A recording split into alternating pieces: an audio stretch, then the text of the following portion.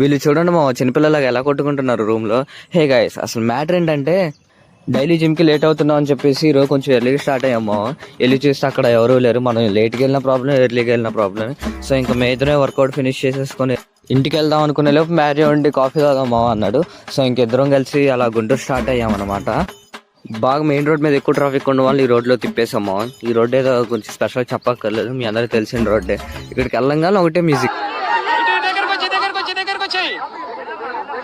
కొంచెం దూరంగా వెళ్ళి బ్రిడ్జి కింద వచ్చి కట్టుకొట్టి సీదా కార్తికేయలో దూరేసాము. వెళ్ళంగానే బాబు 50 రూపాయలు కొట్టు అలాంటి పట్టు అన్నాడు. చేసేది ఏం లేక 50 రూపాయలు కొట్టేసి టోకెన్ తీసుకుని సీదా కౌంటర్లోకి అయితే వెళ్ళిపోయాము. కౌంటర్లోకి వెళ్ళంగానే బాబాయ్ టోకెన్ ఇచ్చేసాం, మనకి అలాంటి ఇచ్చేసాడు. అది చిన్న తాగంగానే మనకు అర్జెంట్ కాల్ వచ్చింది మావ.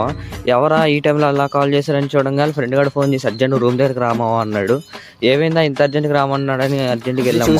అర్థమైంది మావ, మ్యారియో మన ఫ్రెండ్ గారు ఛార్జింగ్ మీద లేపేశాడు అనమాట. సో ఇంకా మధ్యలో లాపుదాం అనుకుంటే మనకు పడితే అని చెప్పేసి దూరం నుంచి ఎంటర్టైన్ ఫీల్ అవుతున్నాము. ఆ కార్యక్రమం అయిపోగానే రిటర్న్ స్టార్ట్ అయ్యాము. మీరు కూడా చాలా మంది చూస్తున్నారు, ఫాలో అవ్వట్లేదు, ఫాలో చేయండి మావ.